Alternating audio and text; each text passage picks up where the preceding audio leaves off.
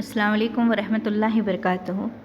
हाँ तो प्यारी बच्चियों, पिछले लेक्चर में हमने हमारा जो पहला सबक है तारीख़ के माखिज़, इसमें हमने कुछ चीज़ें देख चुके हैं, जिसका हवाला मैं देती चलूँ कि तहरीरी माखिज़ क्या चीज़ें, किस तरह से हमें तारीख़ के बारे में मालूमात हासिल होती है। उसके अलावा हमने अखबारात के बारे में देखा। अखबारात के साथ साथ हमने प्रेस के ज़रिए हम तारीख़ी माखिज़ात हासिल कर सकते हैं देखा। उसके अलावा हमने फिर डाक टिकट के बारे में देखा था, साथ साथ हमने तबई माखिज़ के बारे में देखा।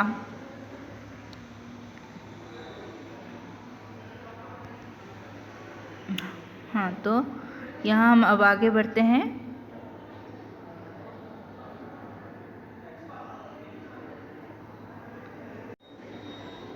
तो अब हम आगे बढ़कर देखते हैं सिक्कों के बारे में। सिक्के तो आप अल्हम्दुलिल्लाह वाकिफ़ हैं। सिक्कों से मुख्तलिफ़ क़िस्म के सिक्के होते हैं, जैसे कि पिछले ज़माने में अगर हम देखते हैं तो पैसे से शुरुआत होती थी, 1 पैसा, 2 पैसा, 3 पैसा, 5 पैसा, 10 पैसा, 20 पैसा वगैरह वगैरह। लेकिन उसके बाद के ज़माने में हमने 25 पैसे देखा, चवन्नी देखी, अठन्नी देखी। फिर अब जो ज़माना है वो है 1 रुपये का सिक्का, यानी सबसे छोटा सिक्का इस वक्त 1 रुपये का माना जाता है। 1 रुपये में भी अलग अलग बनावट के सिक्के हैं, फिर 2 रुपये का सिक्का है, फिर 5 रुपये का सिक्का है। इस तरह से जो कॉइन्स होते हैं, सिक्के जो होते हैं, उनके ज़रिए भी हम क्या करते हैं, नोटों की बदलती छपाई की मदद से हम तारीख़ को समझ सकते हैं।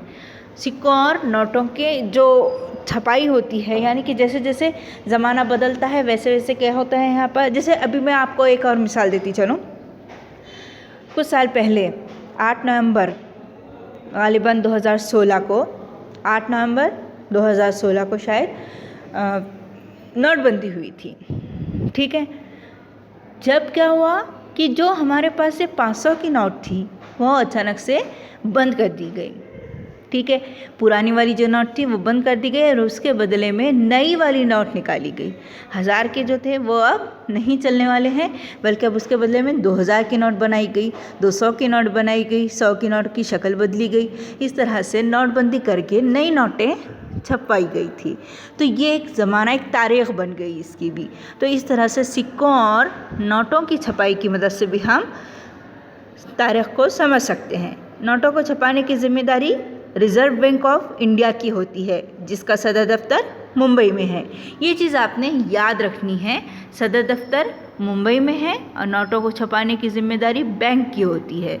इसके अलावा हम आगे बढ़ेंगे। अब हम देखते हैं 1950 से लेकर आज तक के जितने भी सिक्के इस्तेमाल किए गए हैं, जितने भी सिक्के बनाए गए हैं, उनमें धातें इस्तेमाल की जाती है। उनकी शक्ल, उनके मौजू का तनु, उन सब के मुताले से हम मासिर भारत के अहम मसाइल समझ सकते।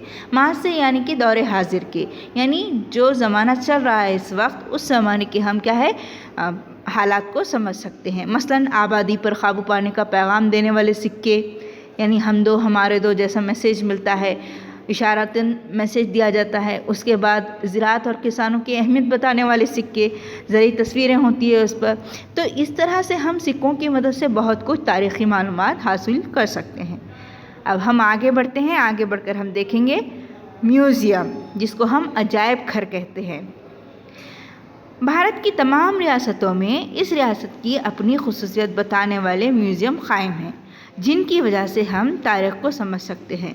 मसलन मुंबई का छत्रपति शिवाजी महाराज म्यूज़ियम, पूना में रिज़र्व बैंक ऑफ इंडिया का म्यूज़ियम, सरकारी म्यूज़ियम के अलावा कुछ ज़ख़ीराकार अपने शख्सी म्यूज़ियम भी कायम करते हैं, जो निहायत मख़सूस नौइयत के होते हैं। मसलन सिक्कों, नोटों, मुख्तलिफ़ शक्लों और हजम की खंदीलें। और इसके अलावा हम देखते हैं यहाँ पर क्रिकेट के सामान वग़ैरह यहाँ पर बनाए जाते हैं, यहाँ रखे जाते हैं। ज़बानी माखिज़, अगला पॉइंट हमारा है ज़बानी माखिज़। ज़बानी माखिज़ में लोक कथा, लोकगीत, ज़रबुल मिसल, इसके अलावा बहुत सारी चीज़ें शुमार की जाती है। मसलन मुत्तहिदा महाराष्ट्र की तहरीक चलाई गई है, लोक शाहिर अन्ना भाऊ साठे, शाहिर अमर शेख के पवाड़ों के ज़रिए, पवाड़े जैसे गीत होते हैं उसी तरह मराठी में भी इनके ज़रिए एक पैगाम दिया जाता है। मैसेज जैसे कि मछुआरों के गीत होते हैं, उसी तरह धोबी के गीत होते हैं, किसानों के गीत होते हैं। तो इसके ज़रिए हमको बहुत सारी मालूमात मिलती है। ایک طرح کی ہمیں تحریک ملتی ہے، یعنی ہم حرکت میں آ سکتے ہیں۔ اب ہم آگے بڑھتے ہیں، سمعی و بصری ماخذ۔ سماع و بصر کے معنی ہو دیکھنا اور سننا، تو یہ کون سے ذرائع ہیں؟ تو ہم سمجھ سکتے ہیں دوردرشن ہے، فلمیں ہیں، انٹرنیٹ ہے۔ اس کے علاوہ ہم دیکھ سکتے ہیں یہاں پر جیسے آج کے زمانے میں موبائل ہے، اخبارات ہے، اور ویسی ہی بہت ساری چیزیں سمعی و بصری ماخذ کے طور پر استعمال کی جاتی ہے، یہ وسائل ہیں۔ مختلف ملکی اور غیر ملکی چینلوں میں ڈسکوری چینل ہے، ہسٹری چینل وغیرہ کے ذریعے بھی ہم بہت ساری معلومات حاصل کر سکتے ہیں۔ اس کے بعد اگلا ہمارا پوائنٹ ہے film and television institute of India, FTII۔ یہ آپ نے یاد رکھنا ہے، اس کا شارٹ فارم ہے۔ بھارت سرکار نے عوامی تعلیم کے مقصد کے تحت پونا میں کیا کیا؟ 1960 میں ایک انڈسٹری قائم کی تھی جس کو ہم film and television institute of India کہتے ہیں۔ اس کے ذریعے سیاسیات، سماجیات، فنون، کھیل اور ثقافت جیسے شعبوں کے اہم واقعات پر مبنی دستاویزی فلمیں، ڈاکومنٹری بنانے کا کام انڈین نیوز ریویو نامی ادارے نے کیا۔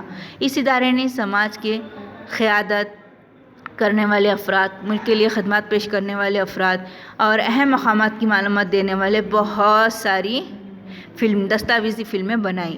جدید بھارت کی تاریخ کا مطالعہ کرنے کے لیے ان سب چیزوں کا استعمال نہایت مفید سمجھا جاتا ہے۔ اتنی چیزیں آپ کی سمجھ میں آ گئی۔ اب اس کے بعد ہم جو دیکھتے ہیں، یہ ہمارا آخری پوائنٹ ہے، وہ یہ ہے کہ اس کے بعد ہمارے پاس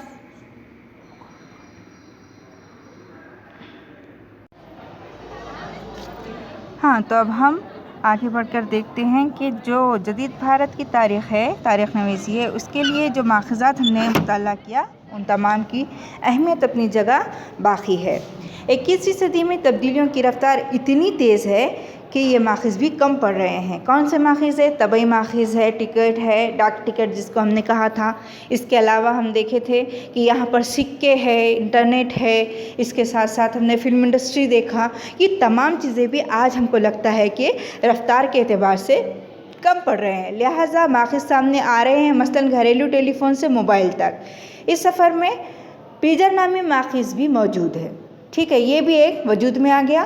پیجر جتنی تیزی سے وجود میں آیا تھا اتنی ہی تیزی سے معدوم بھی ہو گیا۔ معدوم ہو جانا، گل ہو جانا، تھم جانا، رک جانا، غائب ہو جانا۔ تو اس طرح سے انٹرنیٹ پر موجود معلومات کا استعمال بھی تاریخ کے مطالعے کے لیے کیا جاتا ہے، لیکن معلومات کی صداقت کی توثیق کرنا بہت ضروری ہوتا ہے۔ تاریخ کے تمام ماخذوں کی بنیاد پر مطالعہ کرنا نہایت آسان ہو گیا ہے۔ یہ ماخذ چونکہ جدید عہد سے تعلق رکھتے ہیں، اس لیے ان کی دستیابی بھی ممکن ہو گئی ہے۔ تاریخ زندگی کے ہر پہلو سے تعلق رکھنے والا مضمون ہے، لہٰذا اس کے تحفظ کے مساعی ہر سطح پر کی جاتی ہے۔ تحفظ کے مساعی کے معنی کوشش کے ہے، مطلب تاریخ کو زندہ رکھنے کی کوشش ہمیشہ کی جاتی ہے، اس کے باقی رکھنے کی ہمیشہ کوشش کی جاتی ہے، کیونکہ تاریخ کوئی معمولی سبجیکٹ نہیں ہے، معمولی مضمون نہیں ہے، بلکہ تاریخ کے ذریعے ہم ہر دور کا مطالعہ کر سکتے ہیں۔ نہ صرف مطالعہ کر سکتے ہیں بلکہ اس کی مدد سے ہم آنے والے وقتوں کا بھی اندازہ لگا سکتے ہیں۔ تو امید کرتی ہوں کہ آپ کو یہ سبق سمجھ آ گیا ہوگا۔ کہیں اگر مشکل ہو تو میرے نمبر پہ اپنے نام کے ساتھ سوال پوچھ سکتے ہیں۔ تو چلیے پھر ملتے ہیں اگلے لیکچر میں، تب تک آپ اس کی مشقی سرگرمیاں مکمل کرنے کی کوشش کیجیے۔ اللہ حافظ۔